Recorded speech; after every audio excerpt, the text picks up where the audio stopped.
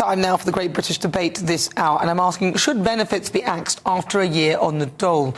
Now, reports suggest that over 420,000 people will be asked to look for work, as Rishi Sunak announced yesterday that jobless Brits will have their benefits cancelled if they fail to find work within a year. Now, the Prime Minister also said the changes proposed are to prevent people staying on benefits as a lifestyle choice. Rishi Sunak's comments have caused backlash from various campaign groups, but he said it was fair to expect people who can work to get a job. I don't think there's anything wrong with what he's saying. And he wants to emphasise that going to work can actually improve your mental and physical health. So for the Great British Debate this hour, I'm asking, should benefits be axed after a year on the dole? Well, joining me now is GP and medical writer Dr. Renee Hoenderkamp, anarchist and author Dr. Lisa McKenzie, and Labour commentator James Matthewson. So I'm going to start with Renee. This is what he's saying. He wants people to go back to work. Surely working is a good thing for someone's mental health, actually, when you're doing something rather than staring at the four walls in your house and sort of, meditating. I don't know what people are doing. Yeah, absolutely. I mean, it's just proven time and time again that isolation is bad for mental health. Working and socialisation is very good for mental health. There's lots of evidence to show that if you're just sitting on your own, going over and over the things that are making you feel unhappy and sad, they will actually just continue to plague you, as it were. We know that mental health improves when people go to work. We also know that when people have 6 months off work, they are unlikely to ever return to work. It's a startling statistic. So as a GP, I try very hard to encourage people back to work before that 6 months period, and I explain to them why. So, yes, absolutely, people need to go back to work. Do you think there's a connection between that and the numbers of people feigning sickness as well, Dr. Renee? So I think that let's not go to the point where we call people feigning sickness, but I think people have an illness, or let's say a sore shoulder or a sore knee. They get fixated on the career that they want to do when actually they could do something else. And so we have to talk to people about retraining, about doing something that wouldn't aggravate the problem that they have. Lots of people work when they have a medical problem. Lots of people work when they're in pain. So I think there is there's nothing to say that you have a right to a job that makes you happy or a right to a job that you want to do. What we need to do is actually instill in people that society is only working if people actually play their role in it, and working is one of those roles. James Matthewson, your thoughts? Yeah, I think it's absolute nonsense. I mean, you'll not be surprised to know that now, but I mean, when it comes to the idea that work is that people somehow have this grand notion that they want some luxurious life, or that their ideas of what they do for work is too grand and that they should retrain and do something else and that they've been off sick. The quality of work in this country and the conditions in workplaces in this country is abysmal, even just compared to the rest of Europe at present. The actual condition of working, because workers' rights have been stripped away systematically over the last 14 years. The Trade Union Act has made sure that people don't even get the proper representation that they're entitled to in work. And yet we are obsessed with the welfare budget, and somehow this obsession with the fact that too much has been spent on welfare, when in the past year, Amazon as a corporation paid no corporation tax on their UK division. Rishi Sunak's own wife didn't pay £20 million in tax while she had a non-dom status. And obviously they've clarified that since, and she has changed that status, but she still avoided £20 million in tax. We're not obsessing over that, are we? What we're doing is... Well, no, we're not, because we have obsessed over that, and they'll probably lose their place as the party leading this country after a lot of that. But the question... £20 million from it? I want £20 million from Rishi Sunak. But that's not the question, really, is it? Down on people who are on benefits. Yeah, but that's not really the point. The point we're making is that there are 9.4 million people who are, unemployed or who are off sick, and that's a large portion of the workforce. And somehow we need to get some of those people back. It's too many, exactly. And I think the thing is that we're looking at in the wrong angle here. And what Renee says is right. Sitting at home, the depression that builds, all the horrible situation. But you've got to remember, people would rather do that than be in work in some situations currently. What does that tell you about the state of work? Well, Dr. Lisa McKenzie.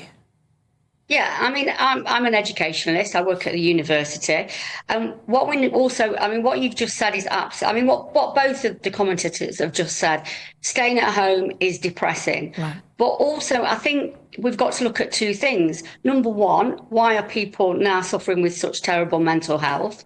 But also, the next thing is in 2013, the government that we've got now axed all adult education. They got rid of all funding for adult education. So what we don't have now is this, we don't have people that can change skills. And as the job market's changing, there is no educational skills training for those people. So what is happening is, they are being abandoned. And the other thing is, this really seems to be like a class issue for me, because this is about who gets to do this interesting work.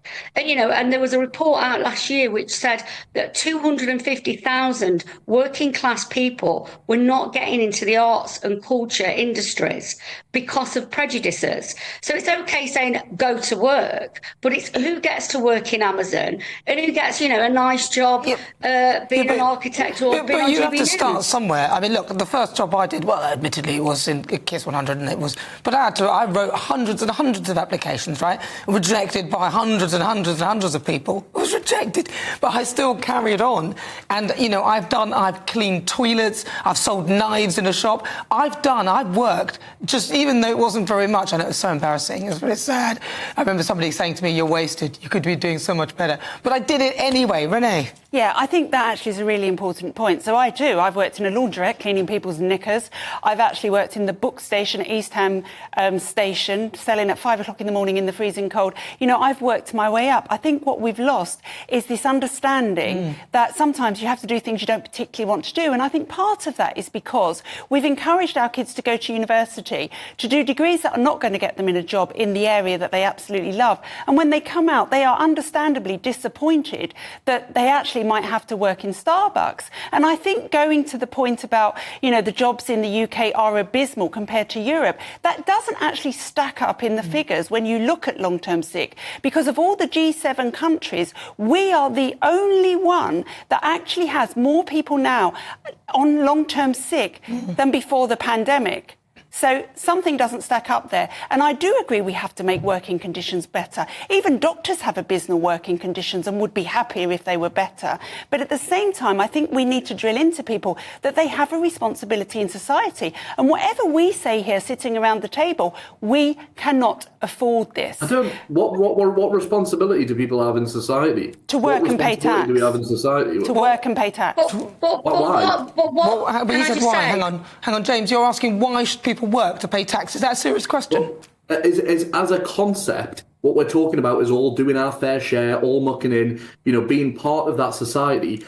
Every element of that society has been attacked by the Conservative Party for the past 14 years. Every public service has been stripped away. Every access to an opportunity has been stripped away. If you are a young working class person in this country and you do not have parents who can support you financially, you are stuffed. You don't have the opportunity to progress. This idea that you can go and sell knives now, fantastic. But, that is based on meritocracy, the idea that you can work your way up. You just can't anymore. It doesn't work. I don't think that's quite true, James. I think that's a bit defeatist. That is actually true. Social mobility. Lisa says it's not true. Sorry, carry on, Lisa. No, it is true. It is absolutely true. Social mobility in this country has stopped since 2015. Social mobility has not been moving. This idea that working class people can sort of move into middle class jobs and middle class work, that's actually stopped. No, you can't. I'm sorry, but you can make a brief statement about that, but that surely hasn't stopped. So perhaps there will be people who have moved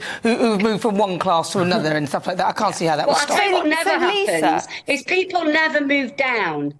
Because middle-class people make sure that their children will never move down. That's a sweeping statement again. That's look, I'm not being funny, but you can never say never, and that doesn't make any sense. I'm a sociologist. It is what I do in my day job. Yeah, but I appreciate that. But what you just said there, people never move down. There'll be some people who have, Renee. I'm saying that the figures almost has stopped. We've got figures on social mobility, and it is more likely now that children who are from working class communities will never leave those working class communities and will never get into middle class jobs. Well, you could say that about almost anything, Renee. So, Lisa, picking up on your point, which I think is very valid about adult education, maybe what we should do with the benefit system is say to people that actually, if you're unemployed, not only will you'll get your benefits, but we will retrain you. That will be part of the condition. I agree. Yeah, and I do see that.